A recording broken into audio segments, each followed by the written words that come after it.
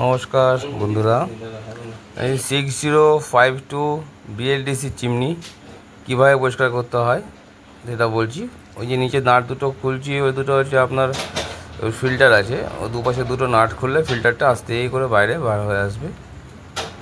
ওটা বার হয়ে গেলে তারপরে ওটাকে আস্তে করে নিচে নামিয়ে কেরোসিন তেল কাপড় দিয়ে ভালো করে ঘষে ঘষে ভালো করে পরিষ্কার করতে হবে।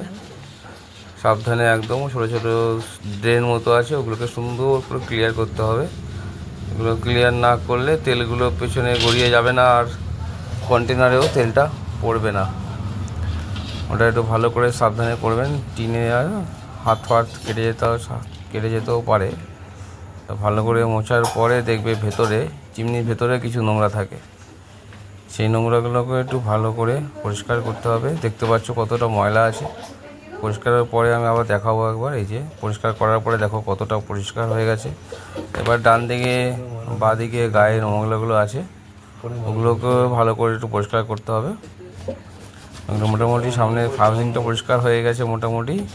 এবার বাঁ দিকের এগুলো যেখানে যেখানে আপনি তেল দেখতে পাবেন সেখানে সেখানে একটু ভালো করে মুছে নিতে হবে। গাগুলো বডিগুলো সুন্দর করে সব মুছতে হবে। ওপরটাও টুল দিয়ে ওপরের চিমনির ওপরটাও মুছতে হয়।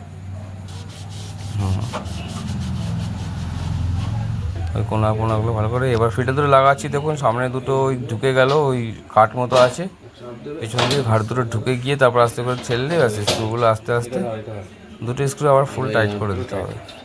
টাইট করলে দেখবেন যেখানে টাইট করা হয়েছে ওদিকটাও একটু ভেতর দিকে ঢুকে যাবে, আর পেছন দিকেরটা একটু নিচের দিকে থাকবে, যে তেলটা গড়িয়ে যেন পেছন দিকে যায়, ওই জন্য সামনের দিকটা উঁচু হয়ে যায় যখন নাটটা পুরো করে লাগানো হবে।